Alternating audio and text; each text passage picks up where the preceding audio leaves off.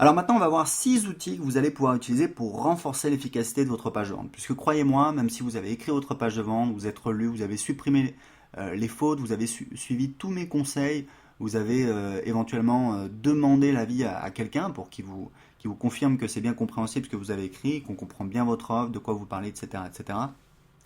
Maintenant, vous allez pouvoir passer en revue avec ces 6 outils votre page de vente et la renforcer. La première chose, c'est le fait de faire jouer les émotions. Je sais que on est tous un petit peu rationnels, ce qui est bien, hein, c'est bien d'être rationnel dans la vie, mais il y a des moments où il faut savoir jouer sur les émotions.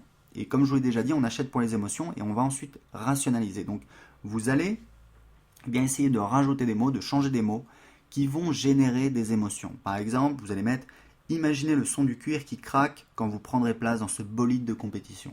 Vous voyez, l'idée c'est véritablement que les gens ressentent des émotions, qui s'imaginent des scènes, qui s'imaginent en train de goûter quelque chose, en train de vivre quelque chose.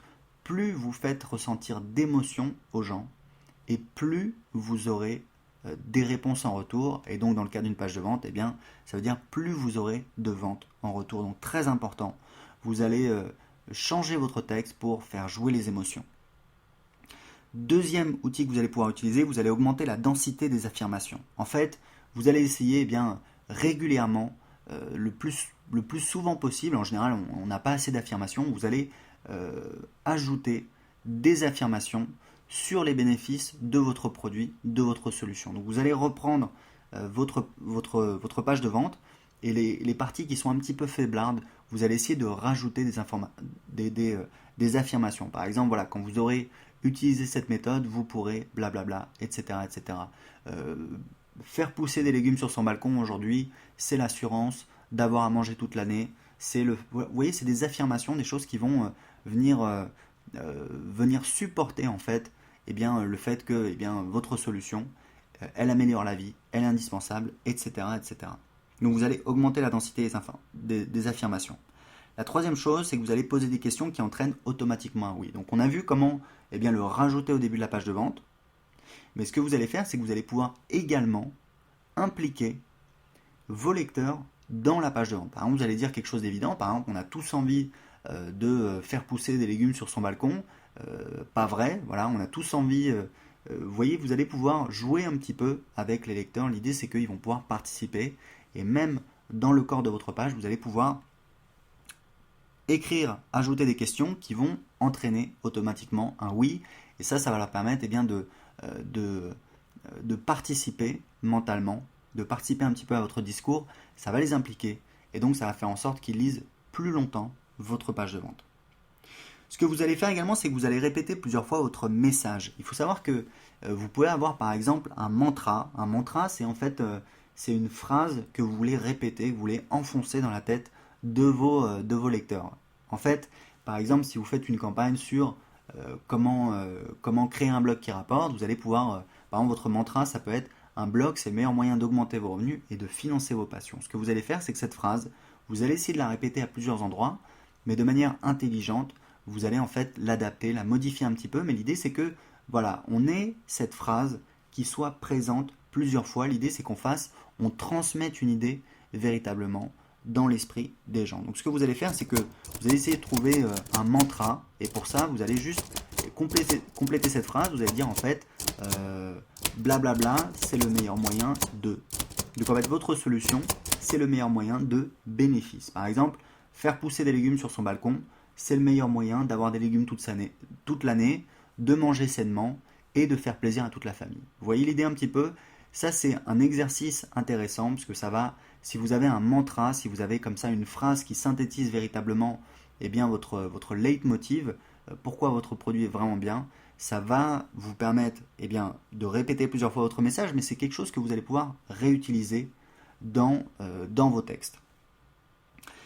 Le cinquième outil, c'est le fait de jouer sur la curiosité. En fait, vous devez teaser les gens et ne pas tout dire tout de suite. Je crois que c'est Jean-Jacques Rousseau qui avait une citation où il parlait en fait, il disait que les gens qui disaient tout étaient en fait extrêmement ennuyeux, et il avait totalement raison.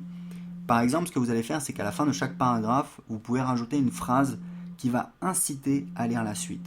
Vous allez mettre par exemple, Et c'est ce que nous allons voir tout de suite, 2 points. Et c'est ce que je vais vous montrer dans un instant, 3 petits points, etc., etc.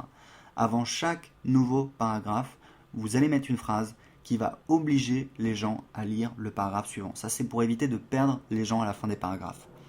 Mais ce que vous pouvez mettre, c'est ajouter des cliffhangers dans votre page de vente, dans votre discours. En fait, vous connaissez tous le principe des séries télé qui vous expliquent, voilà, dans le prochain épisode, on verra si Mike arrive à sauver Julie des griffes de l'affreux monstre, etc. En fait, ce que vous allez mettre, c'est que vous allez ouvrir des portes que vous allez refermer plus tard. Donc en fait, vous allez dire, par exemple, dans les lignes qui suivent, je vais vous dévoiler comment, blablabla. Et en fait, c'est pas tout de suite que vous allez dévoiler, c'est plus tard dans la page de vente. Et vous allez dire, par exemple, dans un instant, je vais vous expliquer comment, blablabla, blablabla. L'idée, c'est que vous allez faire des promesses et vous allez tenir ces promesses, mais plus tard dans la page de vente. Parce qu'en fait, on sait, il y a des études qui ont été réalisées, des tests qui ont été réalisés. Quand les gens, en fait, ouvrent une petite fenêtre comme ça, c'est difficile pour eux de ne pas la refermer. Et donc, vous allez avoir plus de gens qui vont lire la suite pour pouvoir refermer la petite fenêtre pour avoir la réponse à leurs questions. Donc, jouez sur le pouvoir de la curiosité de la même manière. Dans les titres, dans les sous-titres, ne dites pas tout. Faites miroiter un bénéfice et jouez sur le mystérieux, ne dites pas tout. Et puis la dernière chose, essayez de faire s'imaginer votre lecteur en train d'utiliser votre produit, ou plutôt en train de bénéficier des bénéfices de votre produit. Il faut savoir que ça a été testé. Si les gens s'imaginent en train d'utiliser votre produit et en train d'en profiter, s'imaginent dans leur vie, eh bien vous avez fait la moitié du chemin. Donc essayez d'ajouter, de modifier un petit peu votre page de vente pour dire, imaginez-vous, on est en plein hiver, vous regardez par la fenêtre et vous voyez votre petit parterre de légumes, vous descendez dans la rue, votre voisin vous demande comment vous avez réussi, etc. etc., etc. L'idée, c'est de jouer là-dessus, de faire en sorte que les gens s'imaginent en train d'utiliser votre produit, en train d'en bénéficier. Si vous faites ça, vous avez fait la moitié du chemin. Donc c'est fini pour ces 6 outils pour améliorer votre page de vente. Encore une fois, essayez de faire au plus simple, faites une première version, essayez d'améliorer, mais ne vous faites pas paralyser par la perfection. Lancez votre page de vente, idéalement mettez-en 2 et faites un speed test, et ensuite vous aurez tout le temps de l'améliorer. Vous verrez dans la suite de cette formation, dans le bonus en vidéo, une page de vente que j'ai écrite qui est loin d'être parfaite et qui a généré près de 100 000 € de chiffre d'affaires.